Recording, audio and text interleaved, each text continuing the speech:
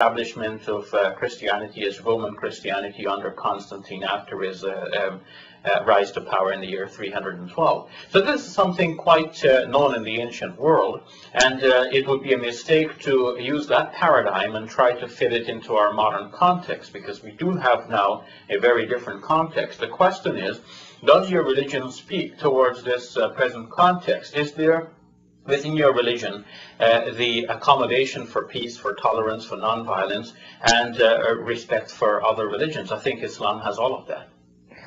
Okay.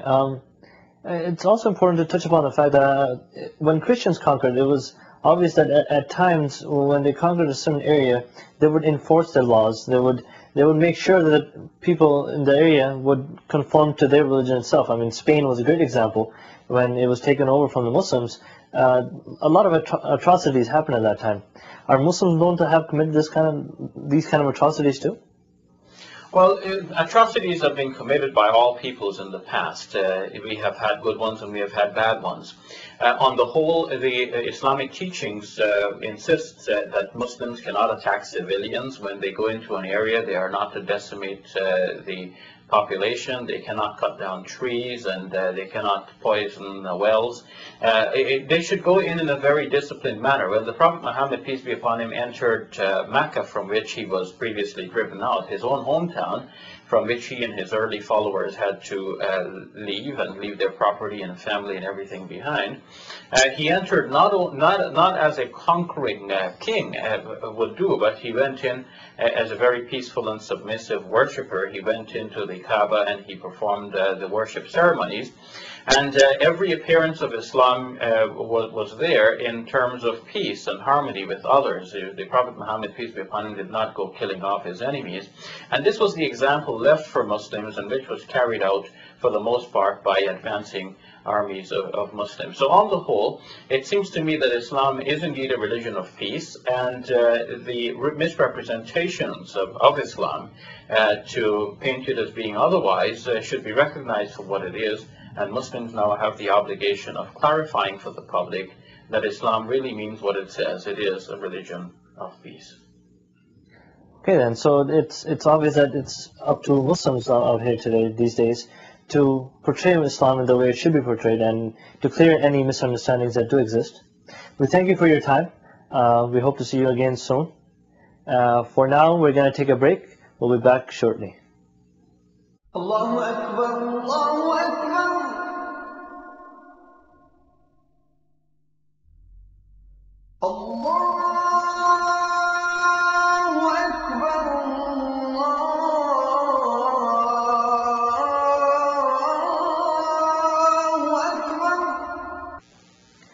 Welcome back. We're going to continue with our discussion on peace. Another question I had for you was regarding the burning question of whether these suicide bombings are from Islam or not. Well, there have been different opinions given by Muslim scholars about this. Most Muslim scholars believe that suicide bombings are not allowed in Islam because suicide on the whole is not an Islamic action. The act of taking one's life should be something left to God. And so committing suicide on the whole is prohibited. Some people wondered if in a certain situation an act of ending one's life may not qualify as suicide. Like, for example, one is in the heat of war and the hero rushes forward and he dies in there. One looks at him and thinks, well, this guy is surely plunging into the end of his life. Now, there is a little bit of a shady area there in the heat of battle.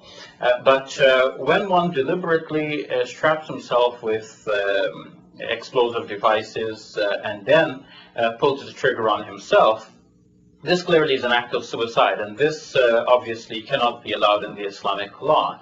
Now, some others wonder if, for example, in a situation where people have no other means of defending themselves and they are being attacked, they're being subjugated, the land is taken away, they're being oppressed, all kinds of atrocities are being committed against them and so on, would it not be legitimate in this situation to use this as a means of retaliation or at least warding off the attackers? And here too, I will agree with those scholars who feel that, in fact, this is not an allowable and justifiable means. And I see this from a number of different angles. For one thing, the Prophet Muhammad, peace be upon him, by his example, actually set up a new way of entering into war, so that he started to draw up laws that would make war more organized and humanitarian, if it can be humanitarian, so that means of war which would decimate large populations, which would create havoc and chaos, should not be employed. And we see that this manner of approaching things, where one goes in as a suicide bomber, it causes chaos. Nothing is regulated anymore. Nothing can be safe. Our airports are no longer safe. Our means of transportation, our nuclear facilities, all of this comes into danger, and the entire population now comes under this kind of threat. So that way of going about it cannot be legitimate. You see, that's very different than when you have two armies fighting against each other, and then the battle is limited among the soldiers.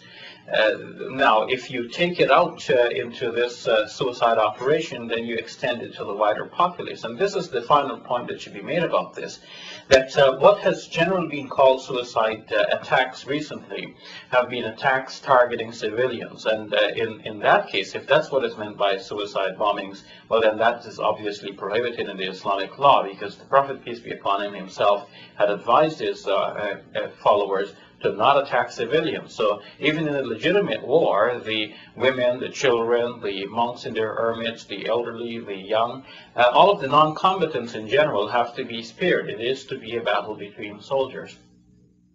Well, the question that arises is that many people that wage these kind of wars, these terrorist attacks, they try to argue that, a matter of fact, they are at war, where the atrocities that have occurred over the Islamic world, they have been committed silently. Like, for example, many believe the IMF goes in and silently, sort of takes money out of the economy, and thus is waging economic war on them anyways. And this is what they're answering to.